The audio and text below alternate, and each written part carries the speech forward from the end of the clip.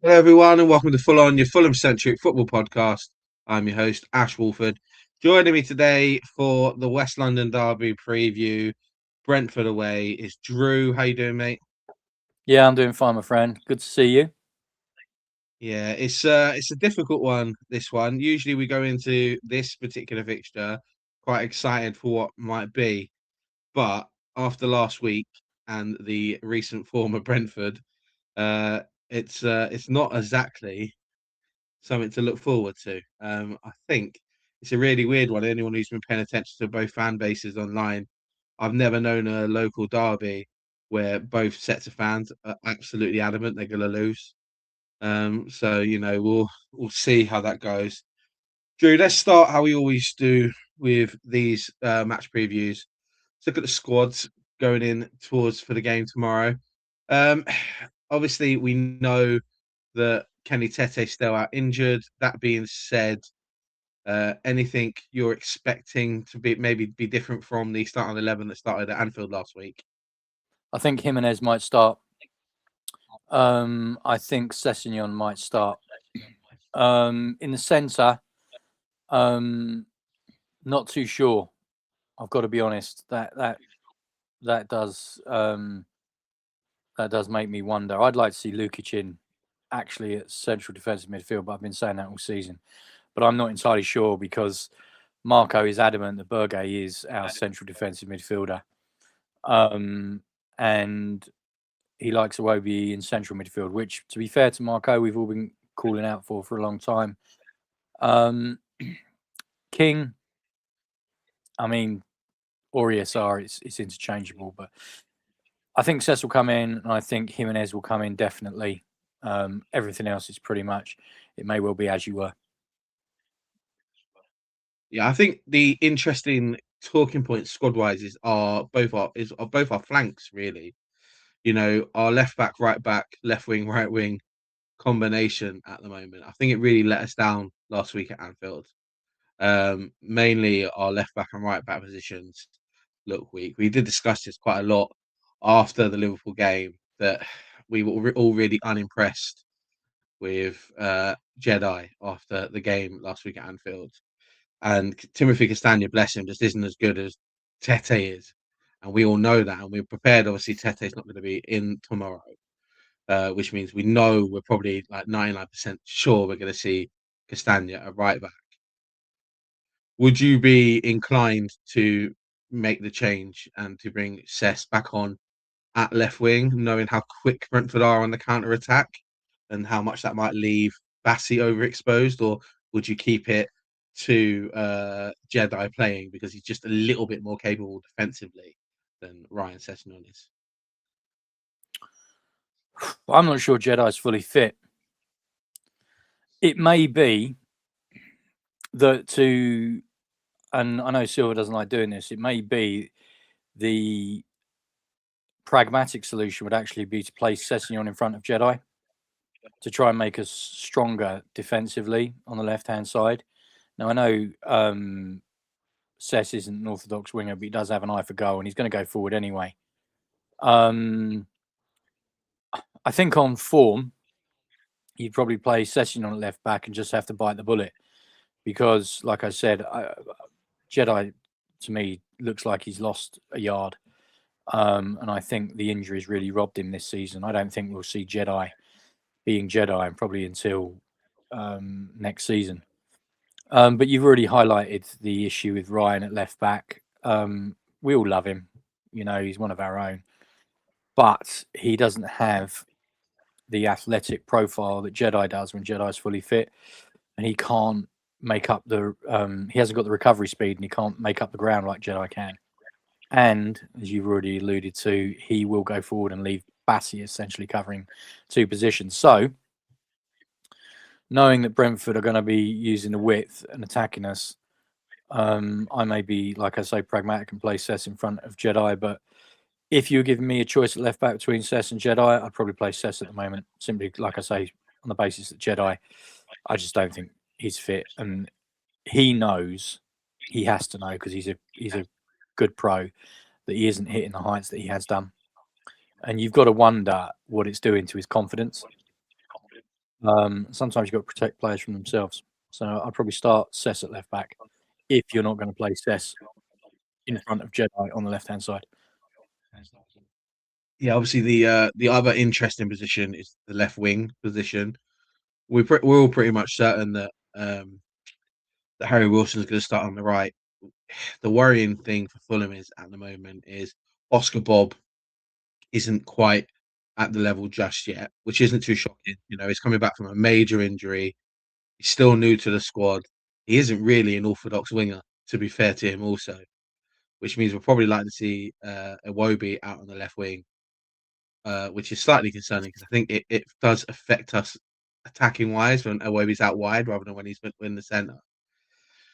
Do you stick with Oscar Bob personally, or do you bite the bullet, put Iwobi out wide, and then bring in Sasha to sort of shore up the middle to make sure that we're at least coherent rather than maybe even though we lose something going forward. Well, you've already heard my thoughts on the left-hand side. I mean, the advantage of playing Cess in front of Jedi is you're probably stronger defensively, and Cess has got a natural left foot. I mean, I like Alex Iwobi. Everyone likes Alex Iwobi, but we've seen it so many times. You play him on the left-hand side, and yeah, he's been effective there, but he's got no left foot. So you're cutting off, one of your attacking avenues straight away.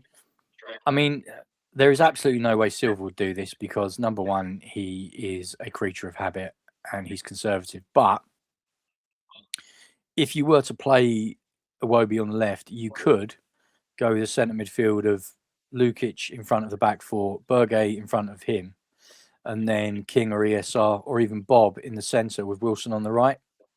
I mean, that would be something. I mean, I like King, and the more he plays, the better he'll become. I just do wonder if tomorrow is going to be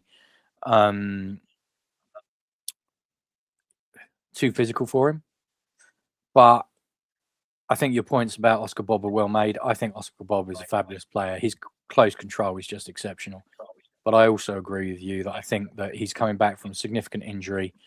The City fans I know say that he hasn't hit the heights yet that he did pre-injury. He's going to take time. I've said on this show in previous episodes that I think we won't see the best of him until he's had a full pre-season. And he's further away from his injury next year. Yeah, I mean, Silva's never going to drop Iwobi. If he's not going to play Iwobi in the centre, he's going to play him on the left. And then it's a question of who do you put in the centre? I mean, Bob's incredibly versatile. He can play across all three positions. It just depends what you want to do in the middle. If he's going to go with if he's going to play Lukic and Berg, he's going to play Berge as a central defensive midfielder, and I just don't think he is. I just think Lukic gives us more, and I'd like to see Lukic starting, especially in a game like this. But Ash, we're almost straitjacketed now with Silva, isn't he? He's just got his favourites. He's just got players that can only play in certain positions, and there's no sort of thinking outside the box with him. So No. Yeah. I think that also brings up an interesting point with our striker situation. I agree with you in the sense that I think it has to be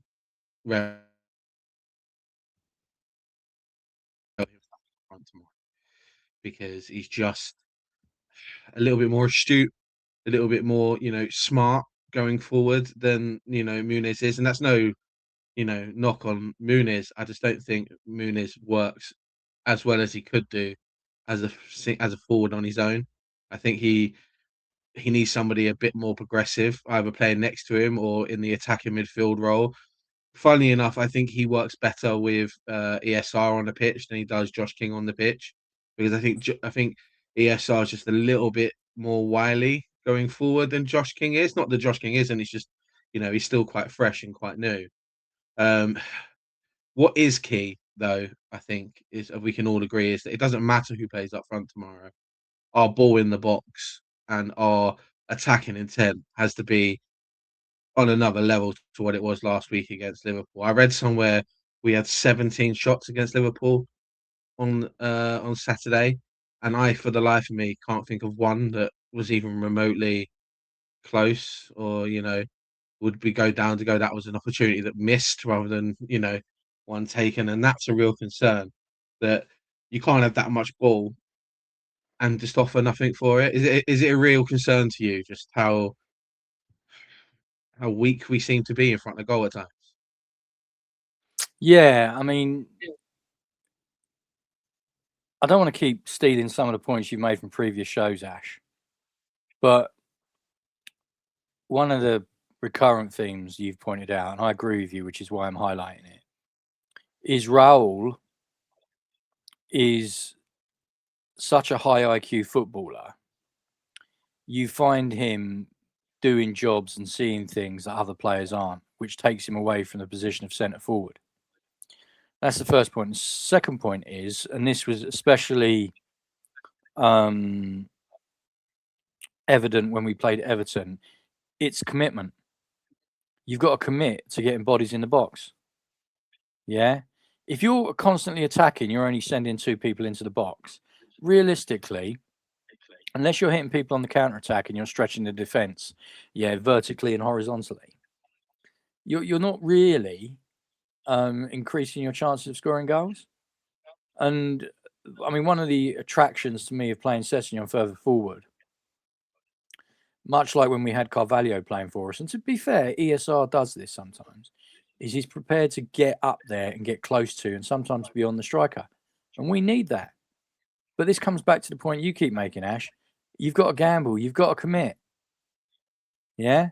And I know that if you do that, sometimes you can be exposed. But if you're not going to sell out to score a goal, goals win games. While Europe is mathematically possible, bearing in mind Brentford's position in the league and ours, we've got to go there and with the attitude of trying to win. And we're only going to do that if we commit to putting bodies in the box and attacking. And I just don't know we're going to do that, mate. I really don't. Yeah, and obviously the main concern with that is that Brentford currently have arguably, the best pound for pound striker in the league at the moment, right? If you ignore Haaland, who's going to score bags of goals because of who he is, he's fucking mental. Igor Thiago has been superb for Brentford this year. Like, I hate saying it, I hate watching it, but he's been brilliant. He is the striker that every other Premier League team wish they had, and he's going to be very hard for Brentford to keep hold of him this summer, I imagine. And if he goes, he'll go for some big money because he's been really good for them this season. Does it concern you that we're potentially facing, one of the most informed strikers in the league with how weak we can sometimes be defensively? Let's rewind a week, Ash. We played Liverpool and Mo Salah, who on any metric has been a shadow of the player he was in previous seasons. Yeah, but he looked prime Mo Salah when he scored against us. Now, Thiago scored more goals in the league in 2026 than any other striker. Yeah, and whatever you say about Brentford, you have to respect their recruitment model. Lose Wissa, lose Mbuemo. Thiago had already been bought before they'd lost them. Before that, they lose Watkins. They'd lost went to UAE and I've forgotten his name. Evan Tony. Yeah, Tony. So their recruitment model, even with managers, they lose Frank and they put in our mate Keith Andrews, who hates Fulham, and I don't particularly rate, but because the structure and the system is so good, and if you can compare the recruitment models and their business structure and their systems, they're light years ahead of us. I mean, we did that show a couple of weeks ago. We're talking about contracts expiring, Ash, and before we came on air, you made the point that you're concerned a lot of Fulham fans don't realise we are possibly sleepwalking in to what can only be described as an incredibly tumultuous summer. Yeah? I guarantee you this. If Brentford faced a significantly similar summer with lots of potential upheaval, I guarantee they'd already have contingency plans in place I guarantee they'd already have transfers lined up. And I think that's the fundamental difference between the two clubs. So going back to your question about Thiago, I don't really think, even if he wasn't in form, I'd still be worried, because we enabled Salah to roll the clock back. I mean, everyone and his brother knew that Liverpool were playing inverted wingers. Everyone knows Salah likes to come inside because he's left-footed. And on both goals, we showed both wingers inside. So I don't want to sound, completely cynical, and your question's valid. But even if Thiago was on his barren run, which he had earlier in the season, I'd still, bear in mind it's a local derby, they're at home, and this is arguably a bigger game for them than it is us. I'd back him to, cause damage anyway. Ultimately, going into this game, we're 5 points behind Brentford, right? A win for us is massive because it brings us not just within 2 points of them, but it puts us above Chelsea. It puts us in line with other teams that are arguably fighting for Europe, that people seem to actually give a chance to fight for Europe. We're not really in the other than amongst ourselves, where we're sitting there saying that it's mathematically not impossible. We're not really in the conversation for Europe, but by most people. So we need to keep fighting for it. It's a big game. Brentford away. It's always difficult. It's always a difficult game. But over the last couple of years, we've managed to always sort of get the upper hand in it and get the edge in it. We went into this game last season, and I was very negative. I was not looking forward to the game at all, and we pulled off a brilliant result, getting the 3-2 win after conceding a couple of really poor goals to concede. My concern is that after the way we played last week, it needs a big reaction in order to make sure that we see a performance and that, ultimately some wrongs are corrected from last week. And those wrongs are down to effort more than ability. And that's a concern for me. I say it all the time and I get bored of saying it that, you can get beat on the pitch because the other team's better than you, but you can't be out fault.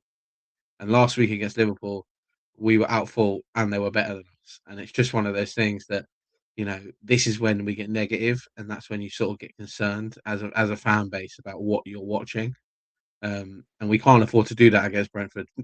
Not just because, the local rivalry, not just because we're two clubs on a similar standing that are fighting for European football, but because if we prove tomorrow that we don't have the fight in us to try to fight for Europe now, you have to look at our mentality and what's going on bigger picture. And a lot of the talk's been going on about Marco Silva and his contract situation, and we're not going to talk about it because we're all bored of talking about it. We're all bored of every single thing that's going right or wrong within the club at the moment is being brought down to the minutiae of Marco Silva's contract and what's he on the knock-on effect, and Harry Wilson's contract and how that may be affected by what Marco Silva's thinking or what Marco Silva's doing. But the ultimate thing is for Fulham is we've got 6 games left of the season. Is it 6? Yeah, 6 games left of the season. We have to make sure that we are fighting tooth and nail to get that European spot. And if we fail because 3 other teams are better than us and they get their European spot, then fair enough. But if we fail just because we've given up 6 games to go, that's a real concern to me.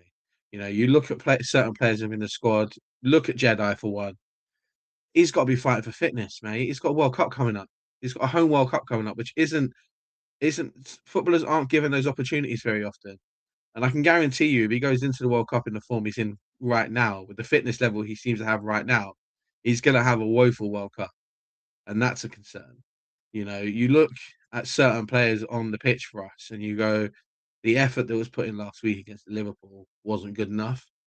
You look at Marco Silva and his tactical setup and you go, it's not good enough. You look at the substitutions and the lack of plan B, as we always say, it's just not good enough. So it's a real concern to me that, I want to be positive going into a local derby and a big one at the Lego Stadium, right? But it's hard at the moment, and it's really odd to me to be looking at this game. I'm not looking forward to it at all. I'm actually genuinely worried what we might see tomorrow morning, which is mental because I went into that game against Liverpool really positive. maybe too positive that we were probably going to be seeing some performances that just never materialised, and that's a concern. But let's finish this how we always do. Some players to watch and scoreline prediction. Drew, obviously we spoke about Thiago already, but are there any other Brentford players to watch out for? Fulham players to watch out for? What's your scoreline prediction? Lewis Potter is a good player. They've got Tara. I mean, they've got options, haven't they? That can hurt you. For us, I think the left back spot is going to be crucial. Whoever plays there. You've already covered Jimenez. If he comes in, we need him to have a good game. And I mean, I just think this is a game where we need Lukic. I'm not saying he's one to watch, but I'm saying he's one we need. He really is. And Bassi versus Thiago is going to be huge. I don't think we have a good game. I don't think we stand any sort of chance unless Calvin has a good game. I genuinely mean that. Scoreline prediction. I can't see anything other than the Brentford win. I mean, you've already touched on the Silva contract situation and the potential negative effect it's having on the team. Some people say it's got nothing to do with Silva's contract. The team always swoons in the second half of the season anyway. But that overlooks the fact that the impact of Silva's contract and the second half season swoon aren't mutually exclusive. They could both be playing a part here. And if they are, it means it's going to be much more difficult for us to turn the ship around. Scoreline predictions. Brentford, I think Brentford will score at least twice. So I think it's going to be 2-0, 2-1 to Brentford. Yeah, I think it's a fair shout. Look, for me, Brentford have got a couple of injuries going on. We know how important Jordan Henderson is for them, and he's out injured. Midfield wise, I think they're down a few players in midfield. But the problem is for us is that they have an attacking force that's actually pretty decent. And we look at Thiago as the main outlet because of the amount of goals he's scoring. But you have to look at the other players that play in that position as well. Kevin Sharda is great. I think he's really, really good, and he's one of those players that he's dangerous. The problem is at the moment is Brentford get a lot of penalties. They get a lot of penalties, and it's not out of luck. It's because they're dangerous on the attack, and they make stuff happen in the box, which means that fouls happen, and that's a concern to me because we often sleepwalk into certain positions in the game, and that could be dangerous for us. Fulham wise,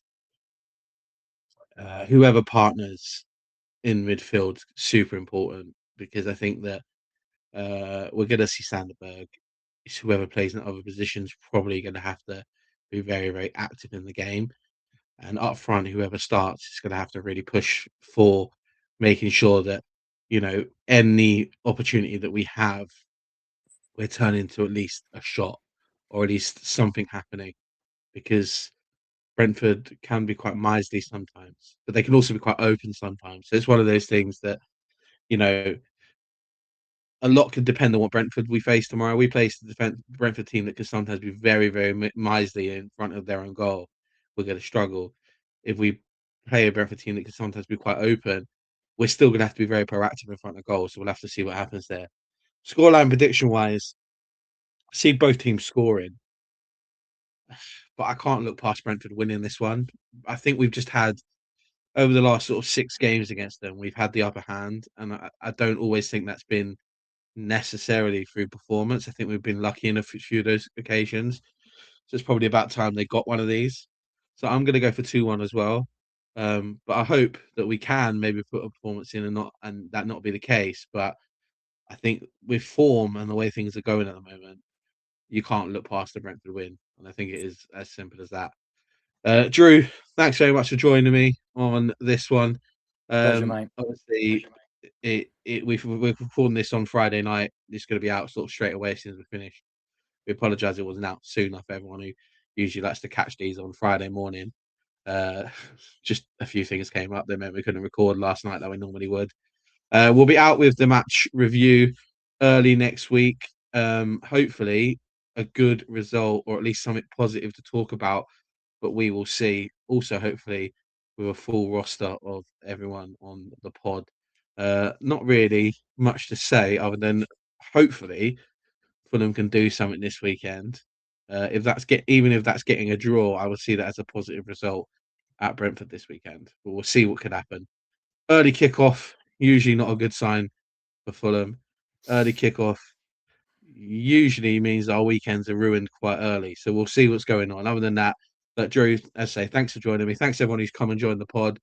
Everyone who isn't subscribed, please do come and subscribe to the channel. It really helps. Let us know your scoreline predictions. Let us know your where you're watching the game from and all that sort of stuff in the comment section. We'll see you next week. Come on, you whites.